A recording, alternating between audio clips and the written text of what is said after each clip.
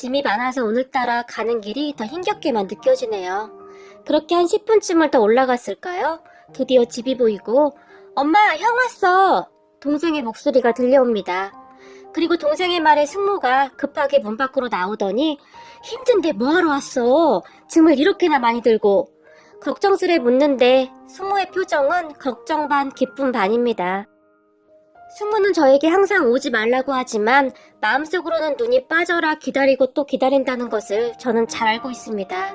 짐을 받아든 승모의 얼굴에는 웃음이 떠나지가 않았거든요. 그리고 이제 막 대학생이 된 동생도 좋아서 어쩔 줄을 몰라 하네요. 제가 이 맛에 이 힘든 비탈길을 신나게 올라온답니다. 그렇게 웃고 있던 저를 보며 무거운데 뭘 이런 걸 사왔어? 승모가 미안한 듯이 말을 했고, 승모, 저번 겨울에 감기 때문에 엄청 고생했잖아요. 홍삼이랑 기관지에 좋은 것 좀 사왔어요. 제발 건강관리 좀 하세요. 제가 승모를 나무라듯이 말을 했어요. 이 비싼 걸 뭐 한다고 사왔어? 힘들게 번 돈으로. 승모의 눈에는 금세 이슬이 맺혀버립니다. 그 모습을 바라보던 동생이 형, 내 건 없어? 맨날 엄마 것만 사오고 라고 물었어요. 그런 동생에게 너는 용돈이 제일 좋은 거 아니야? 이따가 따로 보자. 제가 장난스레 말을 꺼냈고 오, 역시 형밖에 없다 라며 동생이 그렇게 좋아할 수가 없습니다. 힘든 가정 환경이었지만 동생은 밝게 잘 자라주고 있네요. 그런 동생을 바라보니 얼마나 다행인지 모르겠습니다. 하늘에 계신 우리 삼촌이 이런 아들을 보면 참 뿌듯해 하시겠죠? 오늘은 우리 삼촌 기일입니다. 삼촌이 떠나신 게 언제인지도 까마득하기만 하네요. 잠시 제가 생각에 잠겨있던 사이 배고프지? 얼른 들어가자. 너 좋아하는 잡채랑 불고기 많이 해놨어. 승모가 제 손을 잡아 끌었어요. 와, 승모 잡채는 진짜 끝내주죠. 아, 배고파. 제가 얼른 신발을 벗고 집 안으로 들어갔는데 제가 언제 올 줄 알고 승모는 이미 상을 다 봐놨네요. 밥상에는 제가 좋아하는 음식이 가득합니다. 그런 밥상을 보니 아마도 제가 오기를 눈이 빠지게 기다린 것이 분명합니다. 문득 작년 삼촌 기일에는 출장으로 인해 참석을 못했던 것이 생각나서 가슴이 아려왔어요. 제가 오기를 얼마나 눈이 빠져라 기다렸을까요? 제가 출장이라고 했음에도 불구하고 승모는 혹시나 하고 기다리고 또 기다렸을 것이라는 생각이 드네요. 우리는 그렇게 삼촌의 제사상을 준비해서 제사를 지냈어요. 그런데 벽에 걸어둔 삼촌 사진을 보며 삼촌이 안 계시다는 것이 아직도 실감이 나지 않습니다. 우리 삼촌은 정말 성실한 경찰이었어요. 어디 하나 빠지지 않는 정말 자랑스러운 경찰이었고요. 그런 삼촌과 저는 제가 중학교 때쯤 만났어요. 저는 그때쯤 아무런 희망도 꿈도 없이 살고 있었어요. 할머니와 둘이 살고 있었는데 할머니가 벌어온 돈으로 하루하루 생계를 유지하던 중 할머니 지병이 도지면서 그나마 안 좋던 환경이 더 최악이 되었어요. 거기다 아픈 할머니가 잘 드셔야 했는데 잘 드시지를 못하셨어요. 그런 할머니를 위해 먹을 것을 좀 사야 했는데 돈이 없었고요. 그래서 고민하고 또 고민하다가 동네 마트에 있는 물건에 손을 대고 말았어요. 한 번만 하고 그만둘 생각이었는데 이게 들키지 않게 되니까 계속하게 되더라고요. 거기다가 제가 가져다준 음식들을 할머니가 잘 드셨기에 그 모습만으로도 그렇게 기쁠 수가 없었어요. 그런데 꼬리가 길면 잡힌다고 했던가요? 저를 이상하게 생각했던 마트 직원이 저를 유심히 보게 되었고 저의 그러한 짓이 들통나고 말았어요. 그렇게 저는 겁에 잔뜩 질린 채 마트의 조그마한 사무실로 끌려가게 되었어요. 그때 마트 직원들이 쩍쩍거리는 소리가 지금도 잊혀지지가 않네요. 도대체 뭐가 되려고 이러는 건지. 싹수가 노란데 뭐가 되긴 뭐가 되겠어. 평생 이런 짓이나 하고 살겠지. 다들 한마디씩 하면서 한심해하는 표정이었어요. 그리고 잠시 후에 경찰관 2명이 마트에 도착을 했는데요. 제가 들고 온 물건들을 유심히 보던 경찰관 아저씨 한 명이 집에 누가 아픈 거니? 앉아있던 제 앞에 무릎까지 꿇고는 물었어요. 그 말에 제가 놀라서 그저 벌벌 떨고 있었는데요. 옆에 있던 다른 경찰관이 그걸 어떻게 하세요? 라며 물었고 여기 물건이 다 아픈 사람이 먹을 만한 음식이라 혹시나 해서 묻는 거야. 원래 이만한 나이 때는 이런 거 안 가져가거든. 이상하잖아. 경찰관이 대답을 했어요. 그럼 경찰관의 말에 수근거리던 마트 직원들이 순간 조용해졌는데요. 자, 아저씨 보고 말해봐. 이거 왜 그런 거야? 괜찮아. 아저씨 무서운 사람 아니야. 그리고 네가 똑바로 말을 해야 아저씨가 너를 도와줄 수가 있지. 경찰관이 제 눈을 바라보며 말을 했는데 그때 당시 경찰관의 눈은 분명히 웃고 있었어요. 그럼 경찰관을 보며 저기 사실은 우리 할머니가 아프세요. 그런데 할머니가 음식을 잘 못 드시는데 여기 있는 이것들이라도 잘 드셔서 이거라도 드시면 빨리 나을 것 같아서요. 제가 힘겹게 말을 했는데요. 순간 왜 그리도 서럽던지 눈물이 뚝뚝 떨어지고 말았어요. 그래도 남의 물건을 이렇게 가져가는 것은 잘못된 거야. 알겠니? 경찰관이 옆에 있던 화장지로 제 눈물을 닦아주며 말을 했고 경찰관의 말에 제가 고개를 끄덕였어요. 그런데 경찰관은 거기서 끝내지 않고 마트 사장님을 찾더니 사장님, 한 번만 봐주시면 안 되겠습니까? 할머니가 아파서 급한 마음에 그런 것 같은데 부탁 좀 드릴게요. 그리고 여기 이 물건들은 제가 다 계산하겠습니다. 경찰관이 사장님에게 부탁을 했어요. 그 모습을 제가 놀란 채 바라보고 있었는데요. 그럼 경찰관의 부탁에 마트 사장님도 차마 거절을 하지 못했고 경찰관 아저씨가 다 계산을 하는 것으로 마무리가 되었어요. 그렇게 경찰관 아저씨는 저를 데리고 마트에서 나왔는데요. 그냥 집에 보내지 않고는 따뜻한 국밥 한 그릇을 사줬어요. 하지만 따뜻한 고기국밥을 보는데 순간 할머니가 생각나서 차마 목구멍으로 넘어가지가 않았어요. 경찰관이 그런 제 마음을 꿰뚫어봤던 것인지 왜 할머니 생각나서 제게 물었어요. 그 순간 저도 모르게 다시 눈물이 나오기 시작했는데요. 그냥 참 서럽더라고요. 이런 국밥 한 그릇 드시지 못하는 우리 할머니가 불쌍해서 너무 마음이 아팠어요. 그런 제 모습을 보던 경찰관은 걱정 마, 아저씨가 한 그릇 더 포장해줄게. 식기 전에 얼른 먹자. 라고 말을 하더니 제 손에 숟가락을 쥐어줬어요. 그렇게 저는 눈물 반 콧물 반으로 국밥을 먹었는데요. 국밥이 그렇게 맛있을 수가 없었어요. 국밥을 먹는 내내 경찰관 아저씨는 저에게 이것저것을 물었어요. 할머니와 둘이 사는 거니? 네. 그렇게 밥을 먹으면서 많은 대화를 나누게 되었고 밥을 다 먹은 다음 경찰관 아저씨는 제가 괜찮다고 하는데도 굳이 우리 집까지 저를 데려다주고는 우리 할머니에게 인사까지 했어요. 그리고는 할머니가 국밥을 다 드시는 것까지 보고 일어났는데요. 일어나면서 저에게 전화번호 하나를 주면서 무슨 일 있으면 앞으로 여기로 전화해. 알겠니? 라고 말을 했어요. 그럼 경찰관을 보며 제가 놀란 채 멍이 서 있었는데요. 저를 보던 경찰관 아저씨가 이 녀석아, 나 경찰이야. 경찰도 못 믿는 거야? 그러니까 무슨 일 있으면 꼭 전화해. 그리고 앞으로 삼촌이라고 불러라. 알겠니? 라고 활짝 웃었어요. 그렇게 저는 전화번호를 받아들었어요.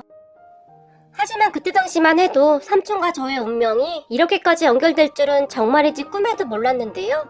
삼촌은 그 뒤에도 시간이 날 때마다 우리 집에 방문을 해서는 할머니와 저를 챙겼어요. 그 덕분에 할머니는 조금씩 좋아지는 듯 했어요. 삼촌은 우리 집에 올 때마다 먹을 것을 바리바리 싸서 오곤 했어요. 제가 정말 놀란 것이 어느 날은 영양제 한 통을 내밀면서 이거 먹으면 키가 큰다고 하더라. 너도 꼬박꼬박 챙겨 먹어. 남자는 키가 커야 해. 라며 당부를 하기도 했어요. 그런 삼촌을 보며 처음에는 한두 달 하고 말겠지? 라는 생각을 하고 있었어요. 그때까지 지켜본 바로는 사람들이 처음에는 봉사활동이다 뭐다 관심을 갖다가 한두 달이 지나면 다들 시들해지거든요. 저 같은 사람에게는 그런 것조차 그저 감사할 따름이었지만 말이죠. 하지만 삼촌은 그 뒤에도 꾸준히 저를 챙겼어요. 지금 생각해보면 경찰 월급이 많지도 않다고 하던데 대단했다는 생각밖에 들지가 않네요. 그런 삼촌 덕분에 저는 삐뚤어지지 않고 잘 견뎌냈던 것 같아요. 꿈이나 희망 따위는 아예 없던 저에게 삼촌은 꿈에 대해 늘 말해줬거든요. 꿈이 있으면 어떤 시련도 이겨낼 수 있는 거야. 네 꿈을 잘 생각해봐. 삼촌이 제 머리를 쓰다듬으며 말을 했어요. 그리고 저는 그 이후 꿈에 대해 진지하게 생각을 해보게 되었어요. 그때 처음으로 희망이라는 것을 가져본 것 같아요. 삼촌이 그랬거든요. 네가 하고 싶은 일을 하려면 공부도 열심히 해야 해. 그까짓 거 별거 있겠냐? 라며 활짝 웃었거든요. 그날 이후 저는 공부에 대해 조금씩 관심을 갖고 생각을 해보기 시작했어요.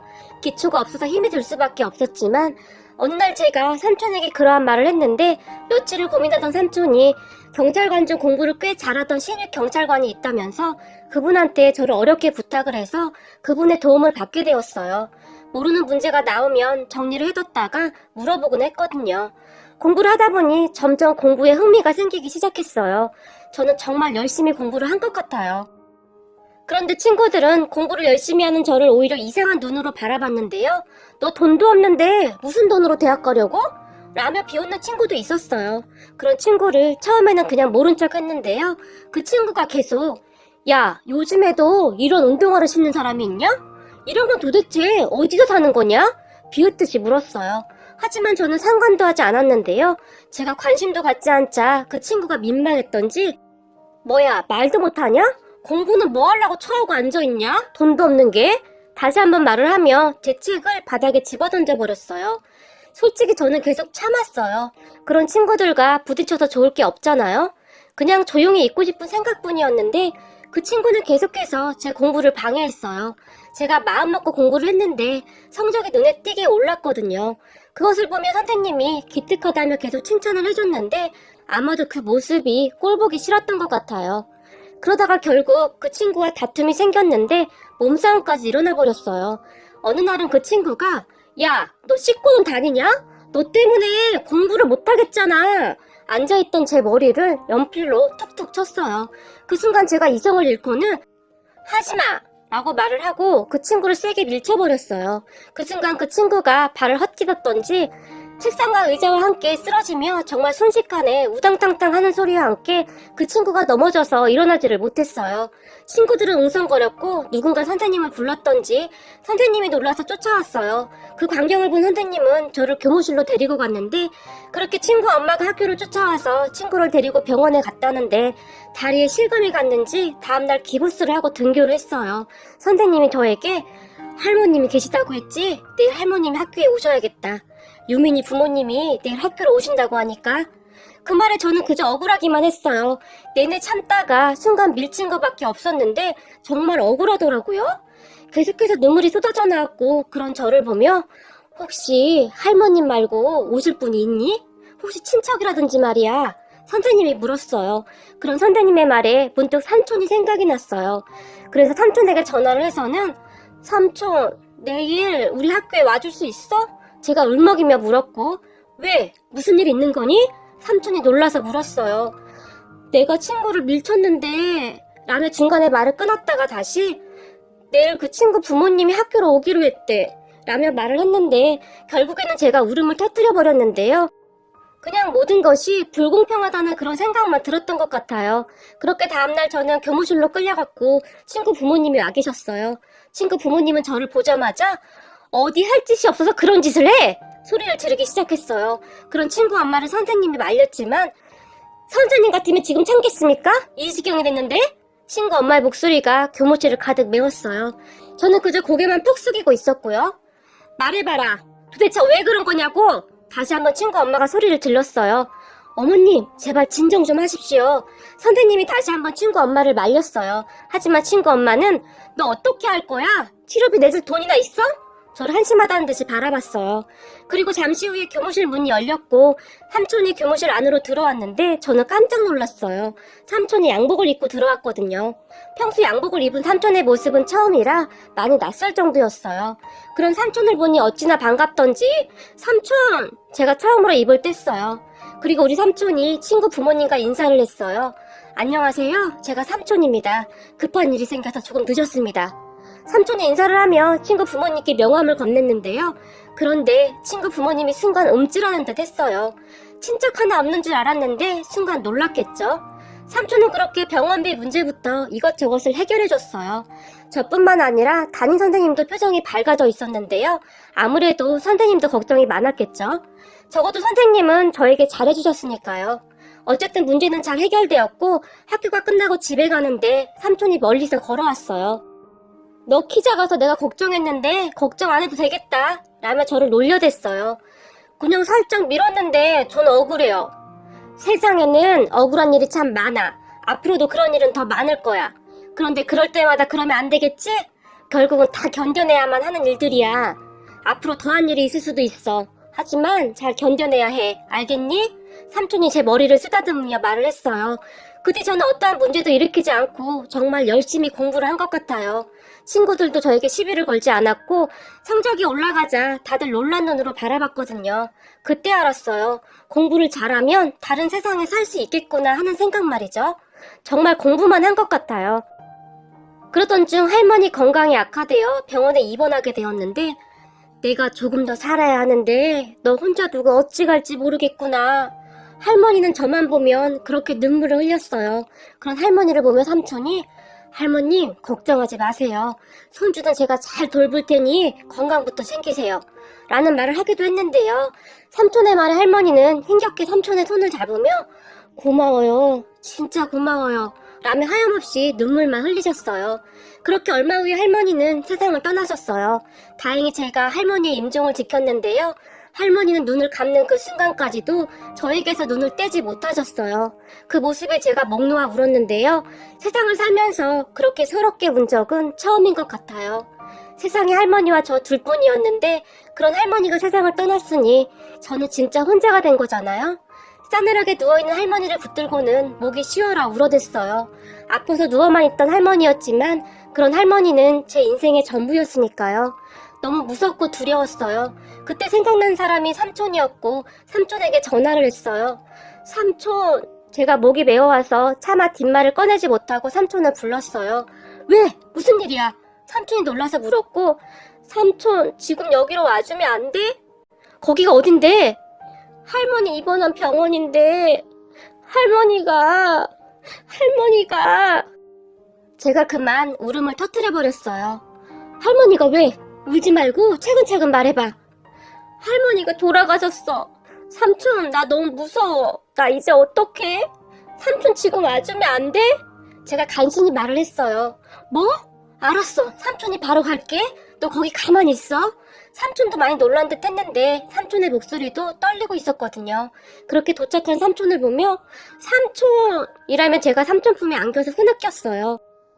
괜찮아. 삼촌이 왔잖아. 삼촌이 저를 조용히 안아주었어요. 그리고 장례식 내내 삼촌은 자리를 지키며 같이 상주 역할을 해주었어요. 올 사람도 많지 않았기에 참 쓸쓸한 장례식장이었네요. 그때 당시 삼촌의 아내, 그러니까 숙모도 장례식장을 지키면서 큰 힘이 되어주었어요. 그렇게 장례식이 끝난 후 할머니가 돌아가셔서 너 혼자인데 삼촌 집으로 들어와라. 너 혼자 두기도 그렇고 삼촌이 말을 했어요. 삼촌 집에요? 제가 놀라서 물었고 그래, 너 혼자 그 집에 두기가 영 마음에 안 좋구나. 삼촌이 다시 말을 했어요. 하지만 제가 선뜻 대답을 못하고 있었는데요. 옆에 있던 숙모도 그래, 우리 집에 오면 우리 성우도 좋아할 거고 우리 같이 살자꾸나 활짝 웃으며 말을 했어요. 그렇게 저는 고등학교 때 삼촌 집으로 들어갔어요. 삼촌과 숙모는 저에게 참 잘했어요. 두 분은 닮는다고 하더니 숙모도 삼촌처럼 참 좋은 사람이었거든요. 알고 보니 숙모는 평소에도 독거노인분들께 봉사활동도 많이 하고 있었어요. 그렇게 시간은 흘러 제가 대학 시험을 보러 가던 날 정성스레 도시락을 준비해주며 너는 뭐든지 다 할 수 있어. 알겠니? 숙모가 저를 꼭 안아주었어요. 가족 모두가 저를 배웅해주는데 왜 그리도 눈물이 나던지 말이죠. 그런 중에 시험 도중 점심시간에 도시락을 꺼냈는데 도시락에는 노란 메모지에 시험 보느라 힘들지? 아주 잘하고 있어. 꼭꼭 씹어 먹어야 해. 라는 메모가 적혀 있었어요. 그 메모지를 보는데 다시 목이 메이더라고요. 그렇게 가족들의 응원 속에 무사히 시험을 잘 치렀고 명문대까지는 아니지만 꽤 괜찮은 대학에 들어갔어요. 가족들이 얼마나 좋아하던지요. 하지만 그런 가족들을 뒤로하고 저는 등록금 걱정을 할 수밖에 없었는데요. 그런 제 마음을 읽었던 것인지 삼촌과 숙모가 통장 하나를 꺼내면서 너 등록금 하려고 조금씩 모아둔 거야. 이 정도면 될 거야. 그러니까 등록금 걱정은 하지 말고 공부나 열심히 해. 라고 말을 해줬어요. 그 말에 제가 다시 한번 눈물을 흘렸는데요. 그렇게 대학에 입학을 했고 정말 열심히 살았어요. 아르바이트로 과외도 했고 이것저것 정말 다 해본 것 같아요.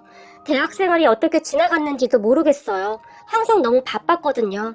삼촌과 숙모에게 미안한 마음에 조금이라도 짐을 덜어주고 싶었어요. 바쁘게 하루하루 살다 보니 대학 4학년이 되었는데요. 아무 일도 없던 우리 가족에게 어마어마한 일이 닥쳤어요. 음주운전 차량을 뒤쫓던 우리 삼촌이 사고를 당해서 중환자실에 실려갔는데 얼마 후에 세상을 떠나버린 겁니다. 세상에 이런 일이 어디 있단 말입니까? 조금 있으면 제가 취업을 할 예정이었고 취업해서 삼촌에게 해드릴 것이 너무나 많았는데 마른 하늘의 날벼락도 아니고 어떻게 이런 일이 있을 수가 있단 말입니까? 하지만 저는 삼촌을 떠나보내면서 제대로 눈물조차 흘릴 수가 없었어요. 숙모와 동생을 챙겼어야 했으니까요. 우리 할머니가 돌아가셨을 때 우리 삼촌이 저를 챙겼듯이 이번에는 제가 가족들을 챙겨야 했어요. 그렇게 다시 상주 자리에 선 저는 이를 악물고 눈물을 삼켜야 했어요. 옆에는 거의 실생 직전에 숙모가 있었고 이제 중학생이 된 동생이 있었거든요. 삼촌의 영정사진을 똑바로 바라보지도 못한 채 그렇게 장례를 치른 것 같아요. 그 뒤에도 넋을 잃고 있는 숙모를 챙겨야 했고 동생까지 챙겨야 했어요. 정말이지 삼촌이 떠났다는 것을 어떻게 실감할 틈도 없었던 것 같아요. 하지만 그 와중에도 저는 빨리 취업을 해야 한다는 생각밖에 없었어요. 그래야만 제가 가족들을 지킬 수가 있었거든요.